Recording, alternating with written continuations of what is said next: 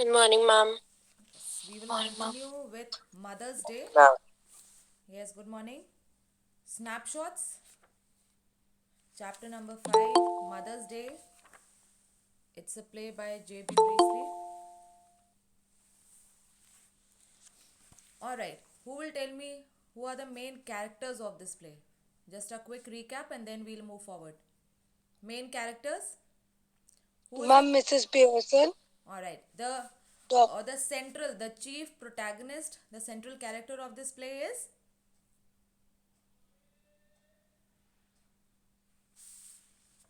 About whom this whole play is. Name of that person?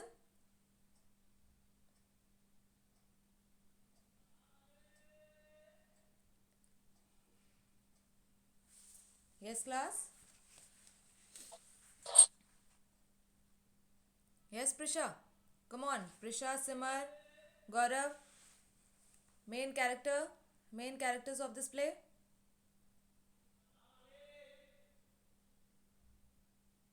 Ma'am, Doris. Who is the mother?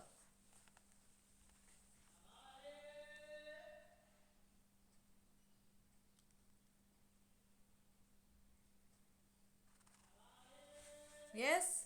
Come on, class 11D.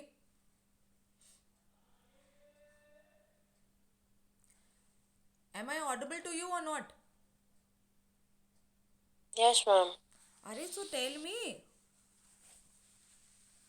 This play is about mother. Alright? It is titled also Mother's Day. So who is the mother in this play?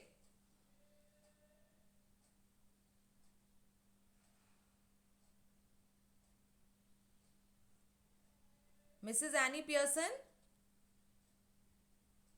Do you have your books with you? Yes, ma'am. Alright.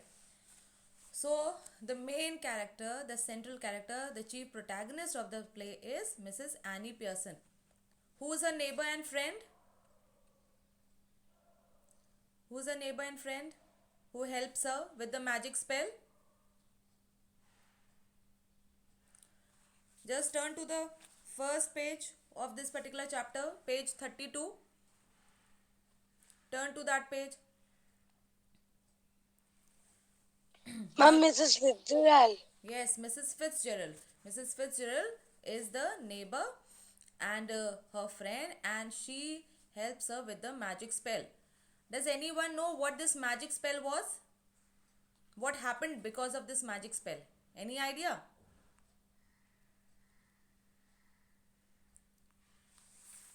In this play, basically, what happens is that Mrs. Annie Pearson, who is the mother, she is not respected and taken care of by her family, and she is taken advantage of, just given orders, and not treated with respect, and so she talks to her friend and neighbor Mrs. Fitzgerald and talks about that she has had enough, but still, because she is a very soft natured lady, and because she is so fond of her family, so she is not able to take a stand and be very harsh with them. And so Mrs. Fitzgerald, who is also a fortune teller, her neighbor, and she says that, okay, uh, we'll play, I'll do a magic spell, and what will happen, that with this magic spell we will change our bodies. Means, now what happened, Mrs. Fitzgerald spirit would be in Mrs. Pearson's body, and Mrs. Pearson's spirit would be in Mrs. Fitzgerald body. So they both uh, join hands, and then they chant a mantra, and then at the end of the mantra, what happened, their spirits, they interchange bodies.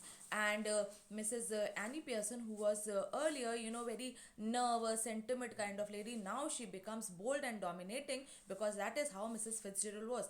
And now, because Mrs. Annie Pearson's spirit is in Mrs. Fitzgerald body, so now Mrs. Fitzgerald is nervous and scary type, whereas Mrs. Annie Pearson, now she becomes bold and dominating. And all this is done so that she can teach her family a lesson. And in the family, we have daughter. What is the name of daughter? Mrs. Pearson's daughter, what is her name? You need to understand this, the basic concept, otherwise There is no need doing the whole thing. Yes. Name of the daughter. And all of you need to focus on your studies also now. So the name of the daughter is Doris. Okay, Doris Pearson is the daughter, Cyril Pearson is the son, and George Pearson is the husband. Okay, so this whole uh, scene, it takes place in the house of Mrs. Annie Pearson, and like I told you, they switch bodies, and then what happened? One by one, the family members, they come back in the evening, and all of them were like, the family members of Mrs. Annie Pearson, they were like that whenever they came back home, they just simply gave orders to her, to Annie Pearson, and like she had to have the tea ready by the time they came back, and then those people, they had tea, they got dressed, and even in getting themselves dressed, they had to have the help of their mother and wife, and so they were always giving her orders, and then all three of them again, they came back after work and had tea, got dressed, and again they go out, and Mrs. Pearson, she is left alone each day at night in a house, and while the three of them, they go out to have fun.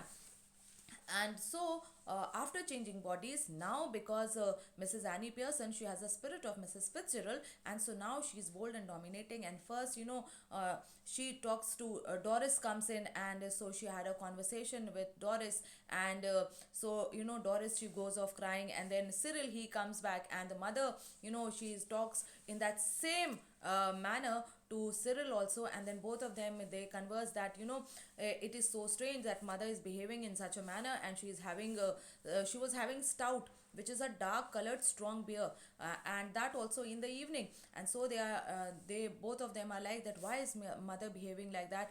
And when they realize that she is in the same way she is behaving with both of them, so both of them are like, okay, because they thought that maybe they had done something wrong, and that is why Mrs. Annie Pearson, or their mother, is behaving with them in such a manner. All right, and so we have all done that, and then we have done till page number 40 42. We are on page number 42. 42, and so both of them talk, and then they start laughing, thinking that what will happen when father comes in. And so Cyril, he says that he will stay in for the whole show, and because he would simply love to see what will happen when their father comes in.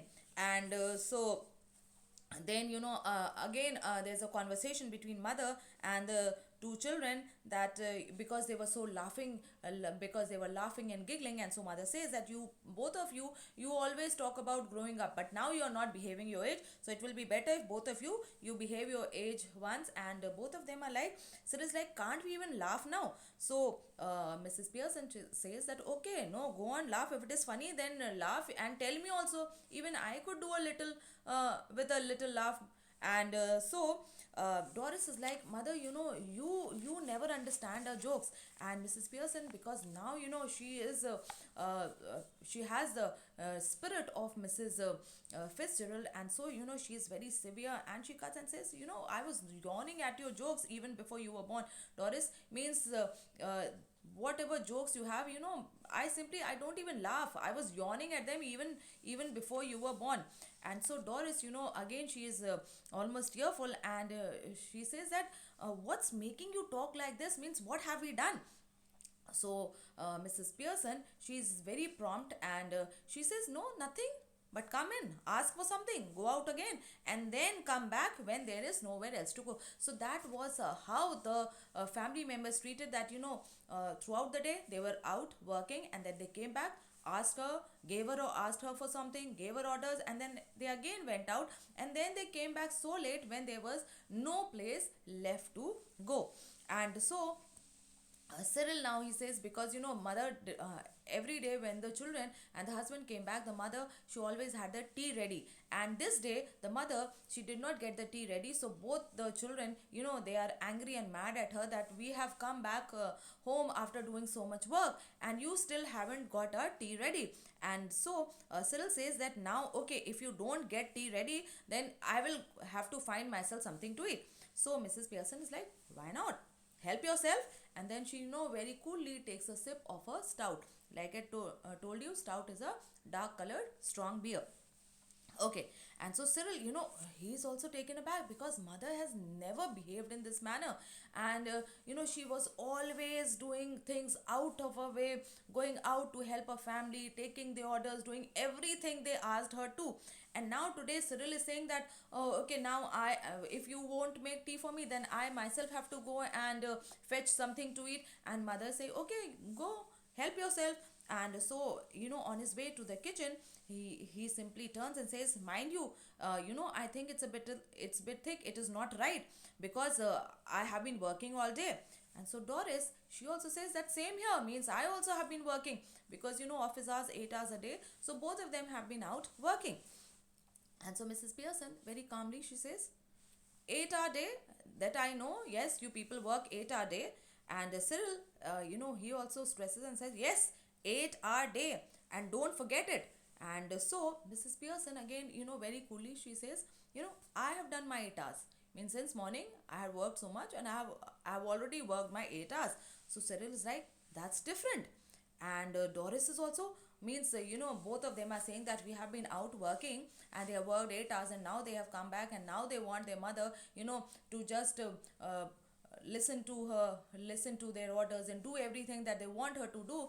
And want and then, she is saying that, on top of that, now she is not doing anything for them. And she is saying that I have also done my 8 hours. So, the children are like, but that's different, you stay at home, and that's different. So Mrs. Pearson, she very calmly, she says, it was different, but now it isn't. Now 40-hour week for all. Now she says that from now onwards it will be a 40-hour week for all of us. They work for 5 days, so 8 hours, 8 into 5, 40. So she says that now it will be 40-hour week for all of us. And then she says, and then both of you, just what I will do at the weekend when I'll have my 2 days off. And she says that now you watch what will happen, because now Saturday and Sunday I will take my weekend, just like all of you. So I will also have my week off. And now Doris and Cyril, they are alarmed, because just to, even thinking about this whole thing, that mother will do nothing on Saturday and Sunday when they'll be at home. And that means that they'll have to do everything. So both of them, they stare at Mrs. Pearson, and Mrs. Pearson, she simply, returns their stare very calmly. And so Cyril, he says that, okay, I must go get something to eat. And then he says that it looks that I need to have my strength. And so Cyril, he exits, he goes to the kitchen. And now Doris, she comes to the settee, and she sits there, she's anxious, and she's worried. And because Mrs. Pearson, she was already sitting on the settee. And so she says that, mummy, you don't mean you're not going to do anything on Saturday and Sunday? So now she is worried that what will happen on Saturday and Sunday if mother will not work, if she will not do anything, then who will do? And so she asks anxiously that, mother, means you don't mean it now that you will not do anything on Saturday and Sunday?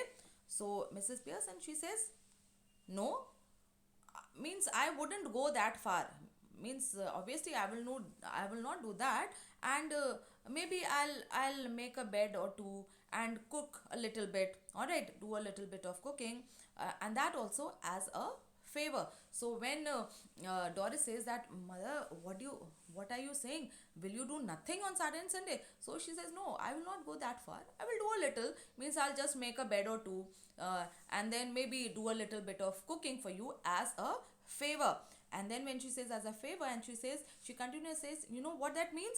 It means that I have to be asked very nicely and thanked for everything, and generally made a fuss of. And then she says, I will only do that if you people will ask me nicely, and then you will also thank me, and then you will even treat me with respect and fuss about me, that, oh mother, you do so much for us, and thank you mother for doing this, and also made a fuss of. And but any of you 40-hour weekers who expect to be waited on hand and foot on Saturday and Sunday with no thanks for it are in for a nasty disappointment. And she says, and then, but remember, all of you who work only 40 hours a week, and if you think and you people, always you think that on Saturday and Sunday I will wait on you. Now if you think like that, then you are in for a disappointment. And then she adds and she says, I might even go out for the weekend. And Doris, she is alarmed, she's aghast. She says, go for the weekend? And Mrs. Pearson, she is still very calm. She says, why not? I could do with a little change. Means I've been working, slaving myself in this house for so many years, day in and day out. All of you go out each day to have fun. I never go out, so I could do with a change. And what she says, stuck here day after day, week after week, and if I don't need a change, who does? So she says, I have been working continuously day after day, week after week, and obviously, I also need a change. And if I don't need a change, who else does? Because all of you go out, you have fun.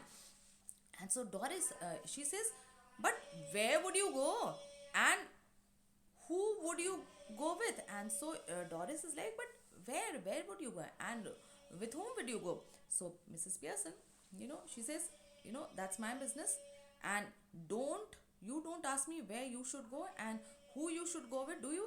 And so when Doris asks her that where will you go and with whom will you go, so Mrs. Pearson, she says very calmly that that is my business. When you don't ask me, you being a daughter, you don't ask me that and neither you tell me that where you are going and with whom you are going, so you don't even ask me, it's my business. So Doris is like, that's different. So Mrs. Pearson, she says, yes, the only difference is that I am much older to you and I am in a better condition to take care of myself, and so it's you who should do the asking. All right. And so she says, mother, now she's being very severe, and she says that the only difference between you and me is that I'm much older and I can take care of myself in a much better way as compared to you. So now you should do the asking. Means when you go out, you should ask me, and neither the other way round. Okay. And so Doris, in this, from the beginning only, she is of the view that maybe mother has hit her head or something, and because of that she is having all this. And so she says that, did you fall or hit yourself with something? That did you fall down or did you hit your head with something? So Mrs. Pearson very coldly, no. And then she says, but I will hit you with something. Girl, if you don't stop asking silly questions. And then she tells Doris that no, I haven't neither fallen down nor I have been hit with something, but I will surely hit you if you will not stop asking those silly questions. And Doris is, she stares at her mother open mouth, when you're totally in shock and surprise, like. So she just stares at her mother open mouth, and she is again ready to cry. And Doris, oh, this is awful, and she begins to cry, but not passionately. Means sometimes when you just simply cry and you don't feel so passionately about crying, but just to sound like and all. So she also started to cry, but not so passionately.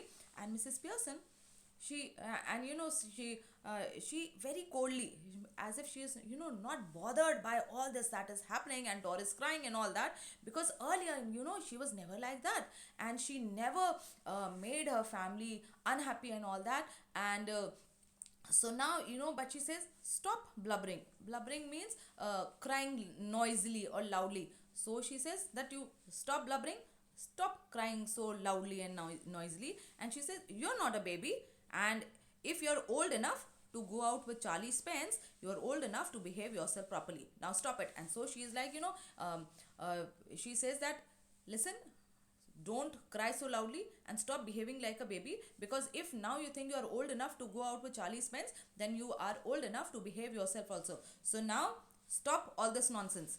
And at this moment, George Pearson enters from the left. George Pearson, like I told you, he is the husband, and he is about 50 years, fundamentally decent. So he's a decent guy, but solemn, serious looking, self-important. Means he considers himself to have a lot of importance. And then pompous, again, uh, a person who gives a lot of importance to himself and is quite arrogant about it. And now they are saying that preferably the person who plays the character of George, he should be heavy, means the build should be heavy, and slow moving type, a person who moves, he's not very agile but slow in moving. And he comes in and he noticed that Doris is crying, so he noticed Doris's tears. And George, hello, what's this? Can't be anything to cry about. And so he asked Doris that what is it, why are you crying? And so Doris, she's crying and she's sobbing like you sob, and in between sobs she says, you'll see. And so Doris, she runs out left. So she's still sobbing, and she leaves the stage from the left door. And George, he stares after Doris for a moment, and then he looks at Mrs. Pearson. George asks, did she say you'll see? So Mrs. Pearson, yes. George, what what did she mean? So George is like, what does she mean that I'll see? So Mrs. Pearson is like, better ask her. And George, now he looks slowly again at the door and then again back at Mrs. Pearson, because now why all this is important, because Mrs. Pearson has never talked like this with her family before, and this was the first time that she was talking like them. She was behaving the way that they behaved with her, and that is why all of them are so shocked. And that is why George, he looks at the door from the door from which Doris left, and again at Mrs. Pearson. And then he notices the stout that Mrs. Pearson raises for another sip, and his eyes almost bulge. And now he notices that Mrs. Pearson, she's having a stout. She was having stout, like I told you, that strong beer. And so no, she was having that the glass in her, and she again takes a sip. And when George, he sees that his eyes almost budge, means as if they will pop out. So his eyes are almost pop out when he sees her having stout at this time of the day. Okay, so that is all the time we have for today. Now, have you got the basic concept of the chapter? Yes, All, ma'am. Yes, ma'am. all right. Okay, so that would be all for today. We'll continue when we meet again.